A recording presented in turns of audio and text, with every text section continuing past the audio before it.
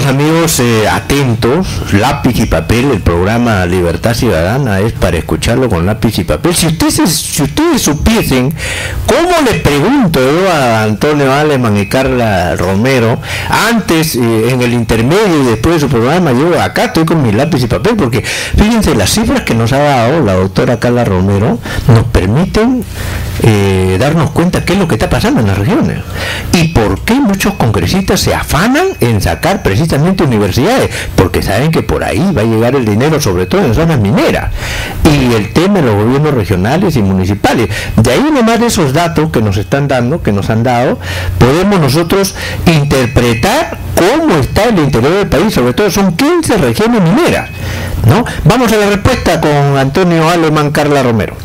Entonces vamos a volver a repetir cuál es la distribución y vamos a ver de qué es el 100%, lo que se distribuye. El 10% va al gobierno local, pero ¿qué gobierno local? Al gobierno local donde exactamente se explotan los recursos. El 25% va a ir al gobierno, pero de las municipalidades, distritales y provinciales. El 40% va a ir al gobierno de las municipalidades de los departamentos. El 25% va al gobierno regional, pero el gobierno regional tiene la obligación de transferir, de ese 25%, transfiere el 20% a las universidades públicas de su ámbito territorial. ¿Para qué se lo transfiere? Para que haya un desarrollo en investigación y tecnología, para financiar ese tipo de proyectos. Esa transferencia se le hace mediante una donación, ¿no? Entonces, eso respecto a los porcentajes. Ahora, respecto a que sí que le cierran las llaves, que esos son pretextos. Lo que no hay realmente son proyectos de inversión. ¿Qué pasa? Ustedes dirían, pero bueno, un proyecto de inversión, hay tanta necesidad, los proyectos de inversión deberían de fluir. No, es que lo que pasa es que los proyectos de inversión tienen que cumplir con un sistema que se llama Sistema Nacional de Inversión Pública. El SNIP, el famoso SNIP. Y tiene que pasar por una serie de fases. ¿Qué pasa? A veces los gobiernos esperan que finalice prácticamente el año y no tienen los expedientes para realizar las obras. No han hecho la contratación de ese ingeniero para que haga un diagnóstico, para que vea cuál es la necesidad, para que vea cuántos metros cuadrados tiene que hacerse de infraestructura, cuánto se tiene que invertir. No se ha hecho ese estudio. Si no se ha hecho ese estudio, efectivamente, usted recibe dinero y ¿qué va a hacer? No va a hacer nada, porque usted no tiene el expediente técnico para llevar a cabo esa obra. Entonces, ¿qué pasa? Se espera a última hora, no se ejecuta y después se está diciendo, oye, que ahora desesperado, dame la plata que ya voy a hacer algo. Pero a última hora, ¿qué hacen? Monumentos, vemos al balón de fútbol, monumentos del sombrero, al árbitro, a la pesca, realmente a la hamaca. Imagínense, cuando los servicios de alcantarillado, pésimos.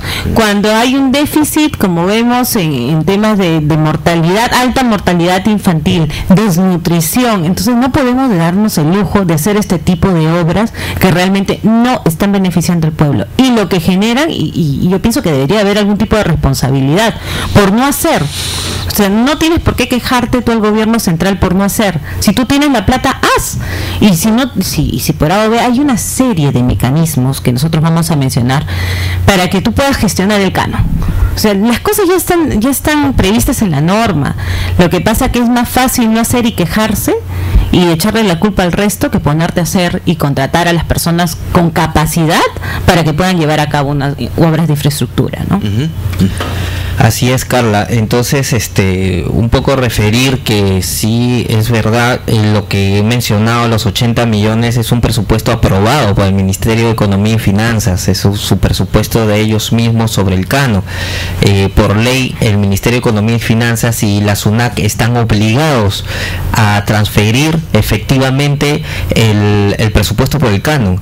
Y, por ejemplo, Huancavelica no solamente ha recibido 80 millones por canon, sino en total, en todos los los recursos ordinarios directamente recaudados por operaciones oficiales de crédito, donaciones, transferencias, ha recibido en el año 2011 384 millones de soles y solamente ha ejecutado 256 millones. Eso quiere decir que han revertido al Tesoro Público 127 millones de soles. ¿Por qué? Como ha dicho Carla Romero, por incapacidad de los funcionarios, incapacidad de ejecución, incapacidad de los proyectos. Es por eso que es observable el tema del canon. ¿Quién lo debe administrar? ¿Realmente los gobiernos regionales están en capacidad de hacerlo? ¿Los gobiernos locales? ¿O el propio pueblo tiene el derecho de administrarlo directamente el tema del canon? También quiero leerles el canon que llegó al gobierno regional de Madre de Dios en el año 2011. Ha recibido 40 millones de soles por canon y solamente ha ejecutado 7 millones de soles. Eso quiere decir de que una gran cantidad se ha quedado sin ejecutar por el tema de canon. Y también en el gobierno regional de Apurímac ha recibido en el año 2011 51 millones de soles por canon y ha ejecutado 18 millones de soles. Ni la mitad. ¿Esto qué quiere decir? Que tenemos gobiernos regionales ricos con poblaciones pobres. ¿Por qué? Porque hay una mala ejecución del presupuesto, no hay una gestión para que llegue de manera inmediata y eficiente a la población que sí necesita. Ahora, muchos creen que solamente existe el canon minero. No es así. Hay canon sobre todos los proyectos de explotación de recursos naturales. Hay canon minero, existe canon petrolífero, existe el canon pesquero, existe el canon hidroenergético. Entonces hay una suma de canos que yo he escuchado gobiernos regionales que dicen, pero si yo no tengo canon, refiriéndose solamente creo al canon minero. Entonces no es cierto. Creo que el gran porcentaje de regiones tienen recursos naturales explotables y creo que la gran mayoría reciben ese canon, ya sea por un tema o por otro tema. También el canon forestal, que es sumamente fuerte el canon forestal. Entonces viene la pregunta: ¿están en capacidad los gobiernos regionales de administrar su propio canon? Los gobiernos locales están en la capacidad de hacerlo. Por eso el descontento de la población. Justo conversábamos con Carla el tema de Canadá. El tema de Canadá es un modelo eficiente de explotación minera donde no hay ningún problema de contaminación. Son muy estrictos en el tema de contaminación y muy estrictos en cuidar que no se vaya a depredar ese recurso natural, y lo que se paga por la explotación llega a cada uno de los ciudadanos de forma equitativa a la distribución. Entonces ahí hay un ejemplo de la distribución. ¿Por qué?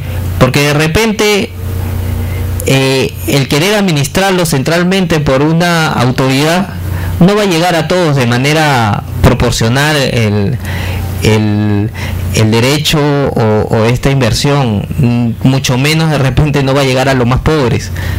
Entonces ahí hay una distribución equitativa en el caso de Canadá, y en los casos extremos de los países orientales, de que el derecho de subsuelo es sobre todo que la persona que encontró petróleo en su propiedad tiene el derecho a explotarlo y el Estado no es dueño de esa riqueza.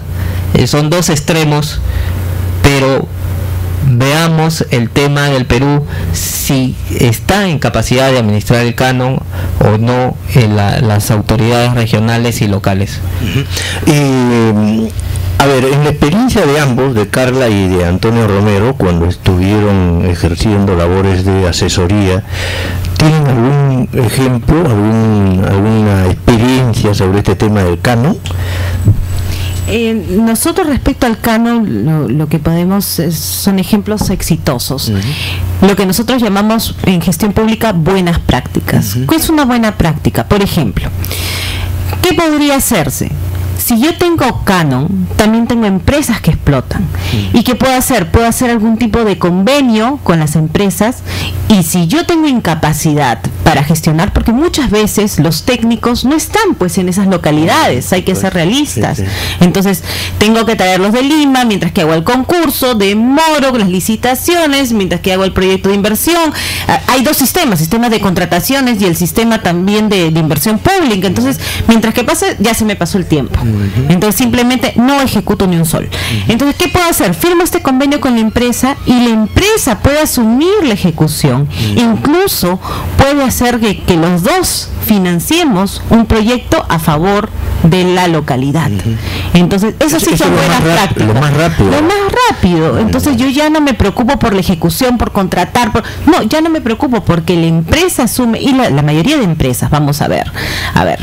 Las empresas, la mayoría de empresas son eficientes, tienen personal muy bien pagado y tranquilamente pues cuentan con los ingenieros, cuentan con la capacidad técnica para poder asumir este tipo de obras y hacerlo de manera más rápida.